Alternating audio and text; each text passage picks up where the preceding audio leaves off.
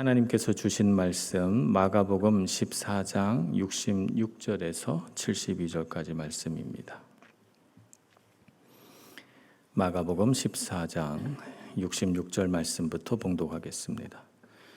베드로는 아랫뜰에 있더니 대제사장의 여종 하나가 와서 베드로가 불 쬐고 있는 것을 보고 주목하여 이르되 너도 나사렛 예수와 함께 있었도다 하거늘 베드로가 부인하여 이르되 나는 내가 말하는 것이 무엇인지 알지도 못하고 깨닫지도 못하겠노라 하며 앞들로 나갈새 여종이 그를 보고 곁에 서 있는 자들에게 다시 이르되 이 사람은 그 도당이라 하되 또 부인하더라. 조금 후에 곁에 서 있는 사람들이 다시 베드로에게 말하되 너도 갈릴리 사람이니 참으로 그 도당이니라. 그러나 베드로가 저주하며 맹세하되 나는 너희가 말하는 그 사람을 알지도 못하노라 하니 닭이 곧 두 번째 울더라. 이에 베드로가 예수께서 자기에게 하신 말씀 곧 닭이 두 번 울기 전에 내가 세 번 나를 부인하리라 하심이 기억되어 그 일을 생각하고 울었더라. 아멘.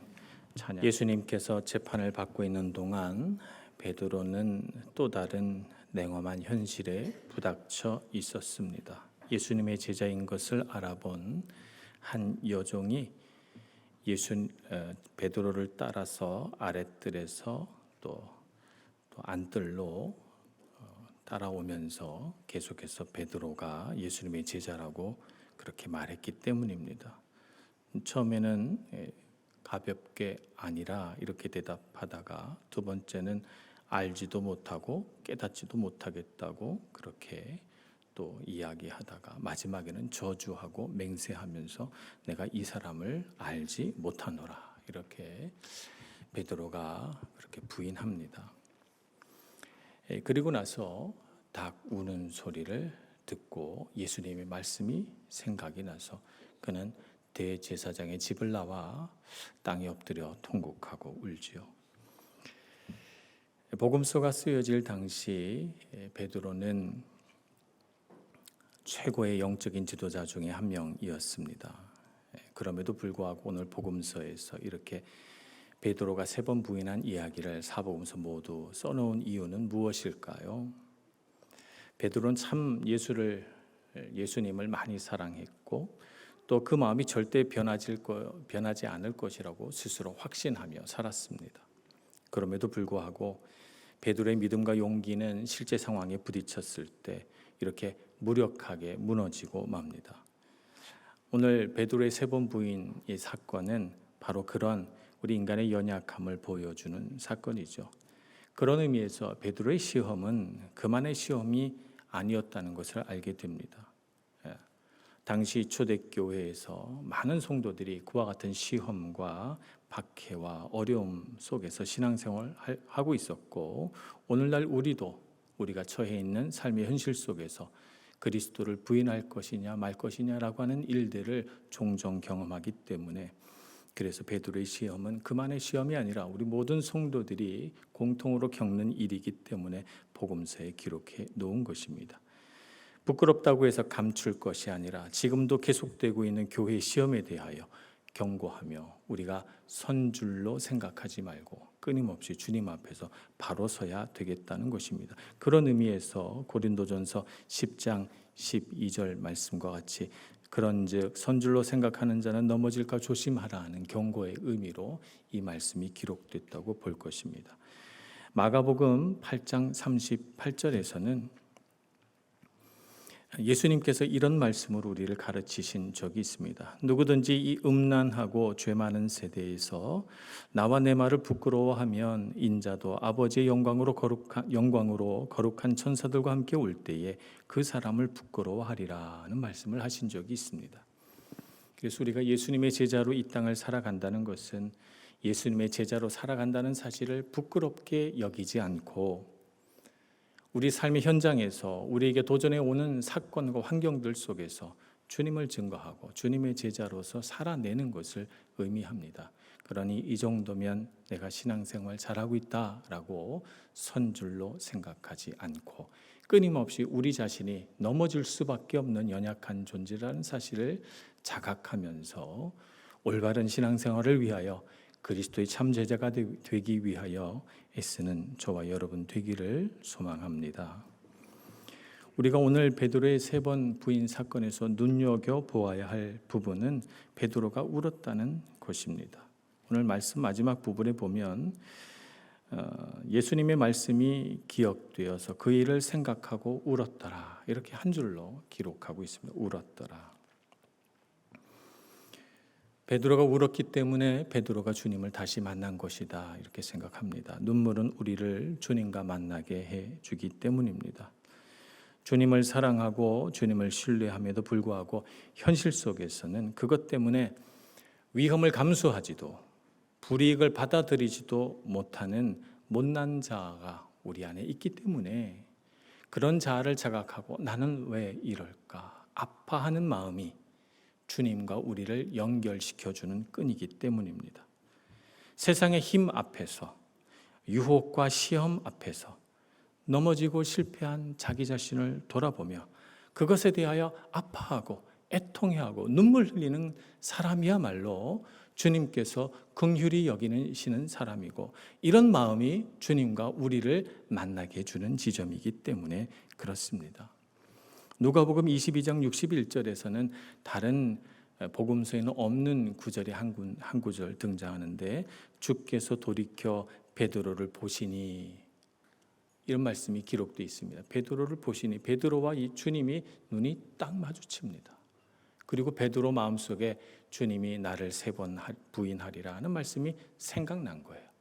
그래서 주님의 눈빛을 보고 너무 마음이 아픈 것이죠, 베드로가. 주님을 절대 배반하지 않고 주님을 죽는 데까지 따라가리라 결심하던 그 결심은 어디로 갔나?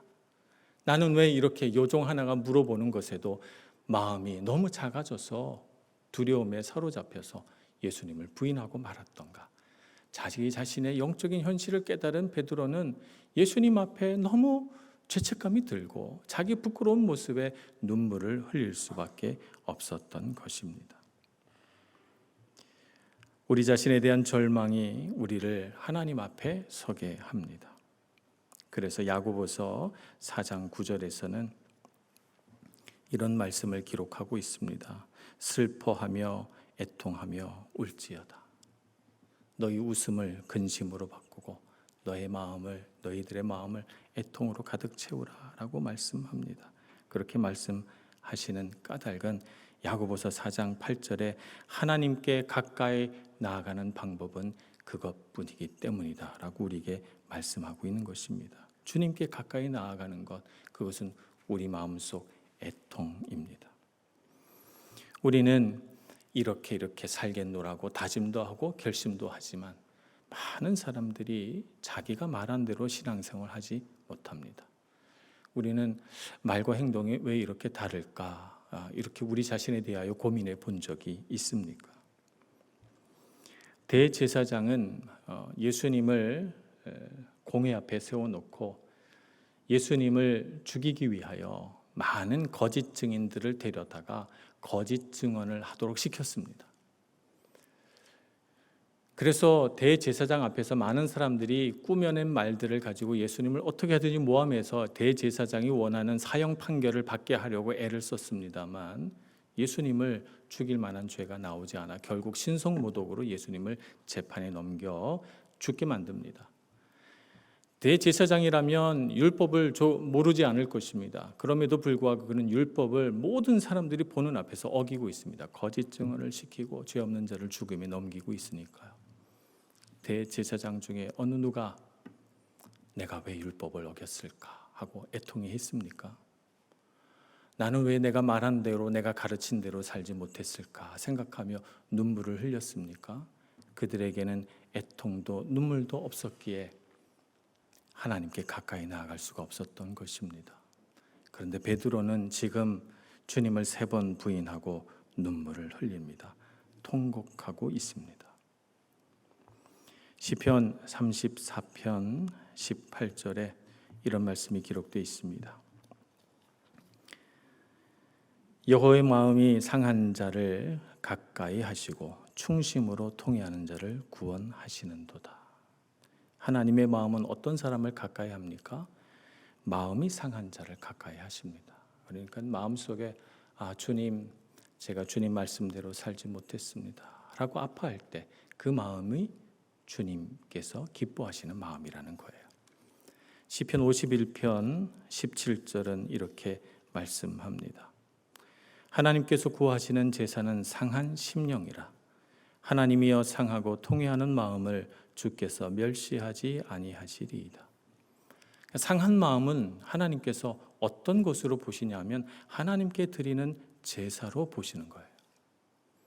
울며 통곡하며 아파하며 애통하는 마음을 하나님은 주님을 향해 드리는 제사로 보시고, 그렇게 통회하며 자복하는 사람을 불쌍히 여기시고, 그런 사람을 구원하시고, 그런 사람에게 복 주시고, 그런 사람을 회복시키시고 위로하신다는 말입니다.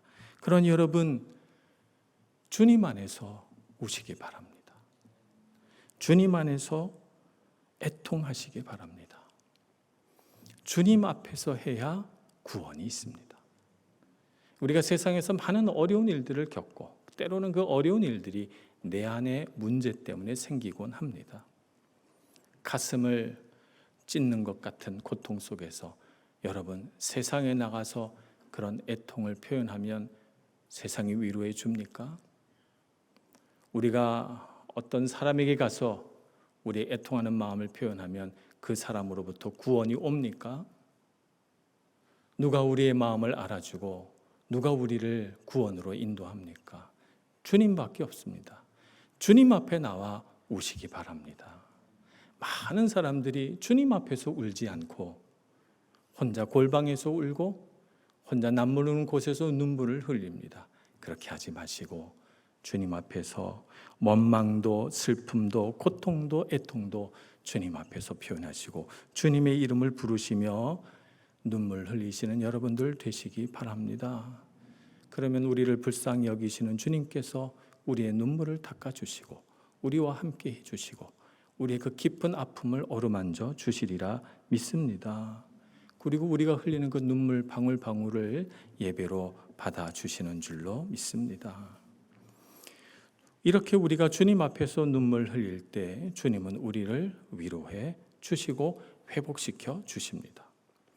아무도 위로해 줄 수 없었던 베드로의 마음, 사실 이 베드로의 3번 부인 사건은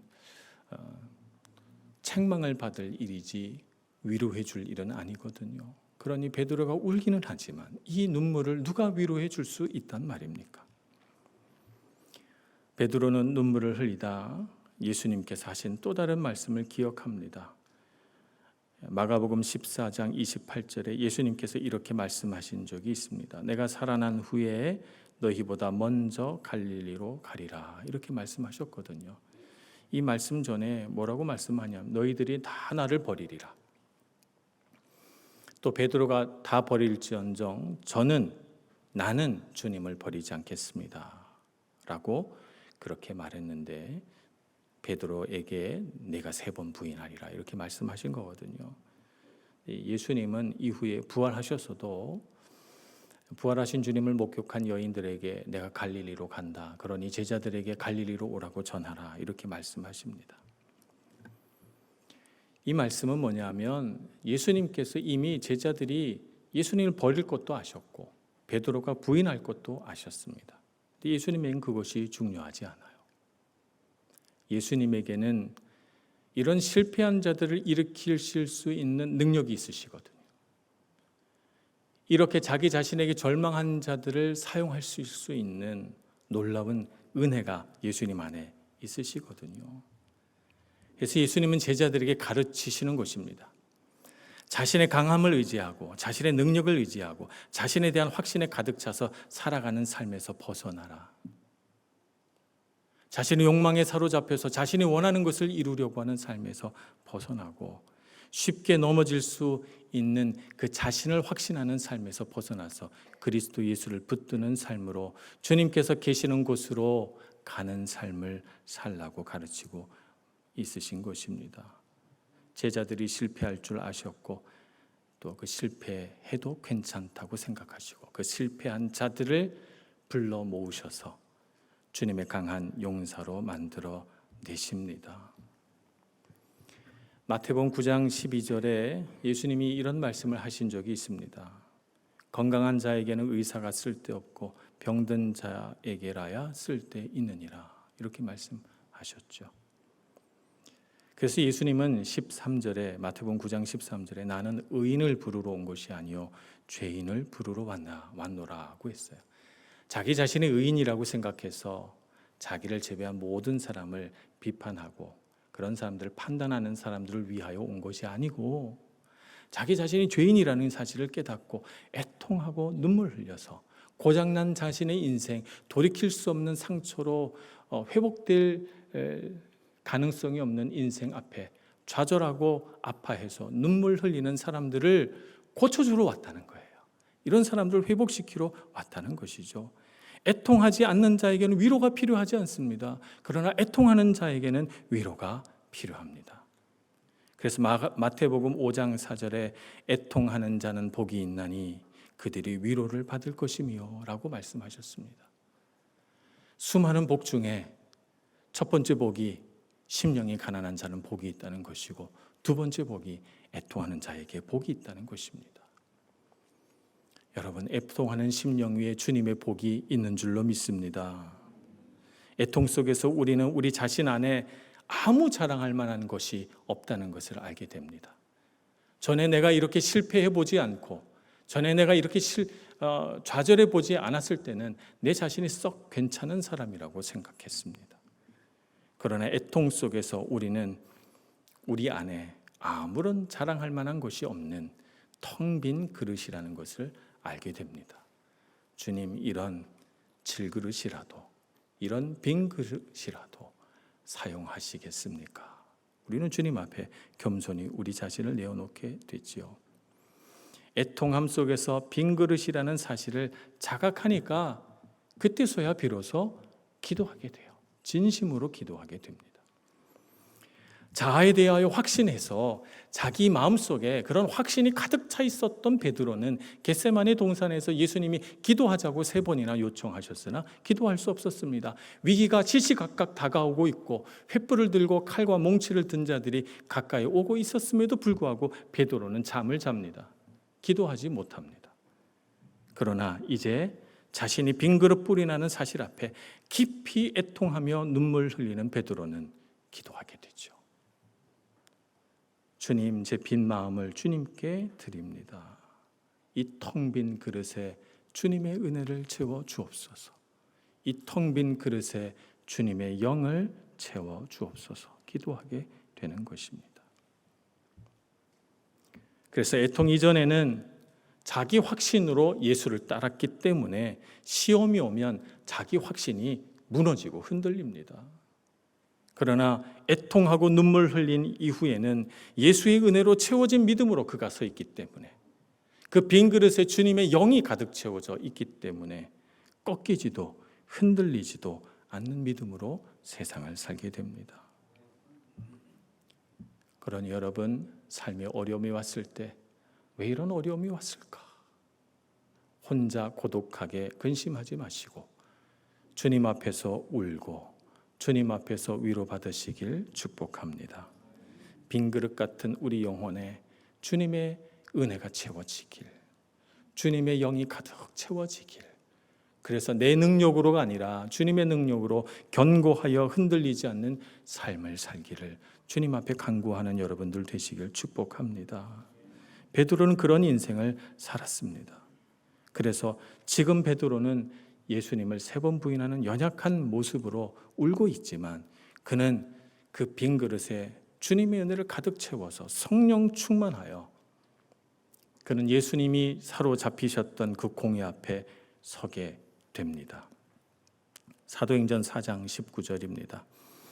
베드로와 요한이 대답하여 이르되 하나님 앞에서 너희의 말을 듣는 것이 하나님의 말씀을 듣는 것보다 옳은가 판단하라.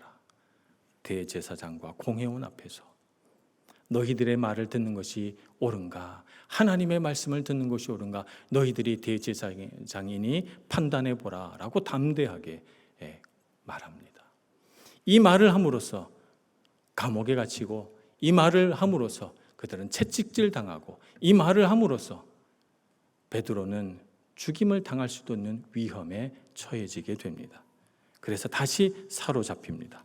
사도행전 5장 29절에서는 두 번째로 공의 앞에 사로잡혀 재판을 받는 베드로의 모습이 그려지고 있습니다. 베드로가 이렇게 대답합니다. 29절입니다.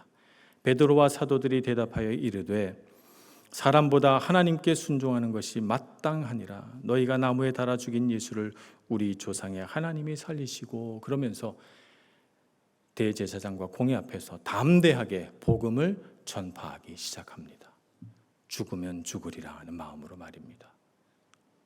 이것은 베드로의 힘이 아니라 빈 그릇 같은 베드로에 부으신 주님의 은혜인 줄로 믿습니다. 오늘 우리가 살아가는 삶도 참 녹록지 않습니다. 많은 시험과 유혹이 다가올 때, 삶의 아픔 속에서 내 자신의 연약함 때문에 좌절하고 눈물을 흘릴 때 우리의 빈 그릇도 주님의 은혜가 가득 채워지길 소망합니다.